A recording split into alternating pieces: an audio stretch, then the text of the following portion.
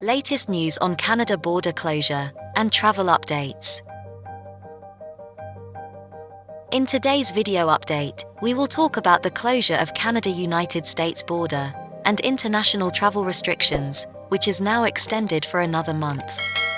Canada's international travel restrictions and the closure of the border with the United States have extended for another month until the 21st of June 2021.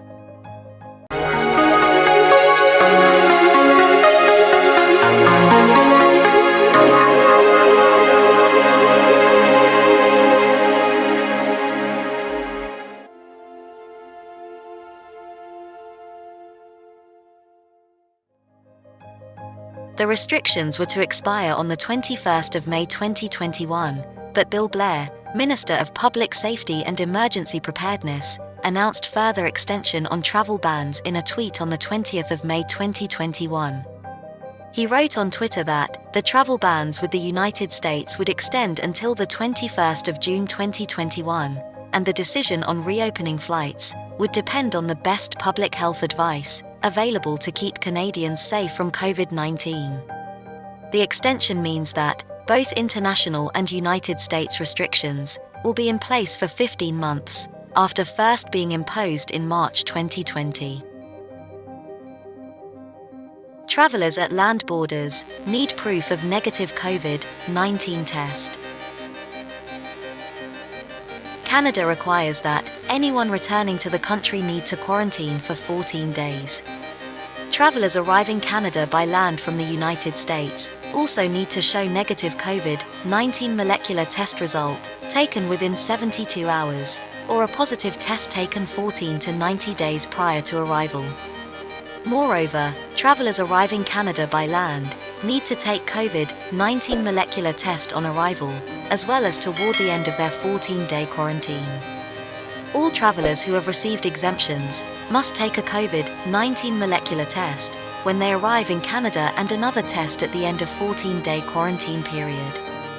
Travelers must stay at a government-designated hotel for 3 days at their own cost to await the results of those tests.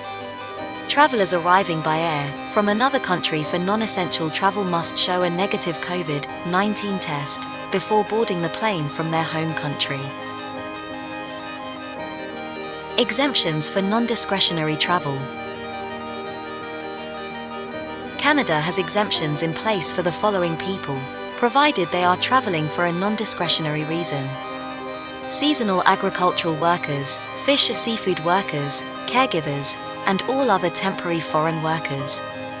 International students who possessed a valid study permit or had been authorized for a study permit when the travel restrictions took effect on the 18th of March 2020.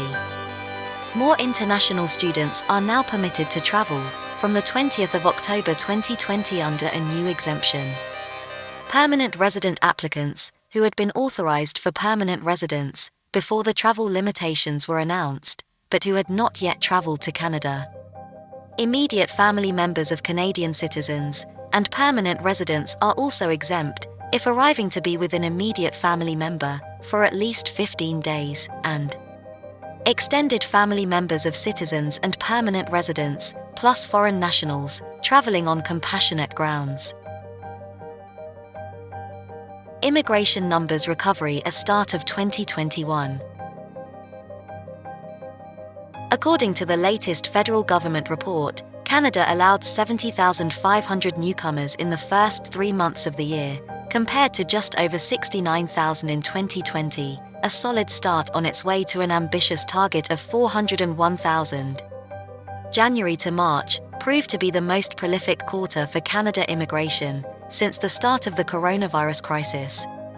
Ottawa is expecting an increased number of entries in the remaining 3 quarters due to the launch of new pathways for permanent residents this month, through which the country would receive 90,000 applications from international graduates, healthcare workers, and other essential workers.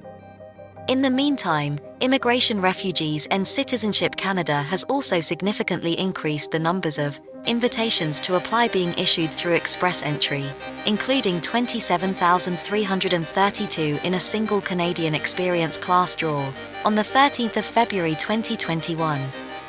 These candidates, 90% of them are already living in Canada, will likely get permanent residency in the second half of the year.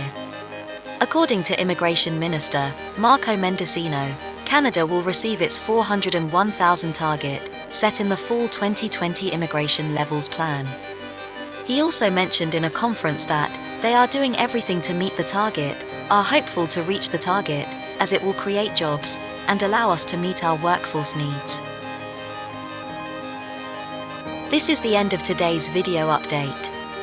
If you like today's update, please hit the like button and subscribe to our channel. Thanks for watching.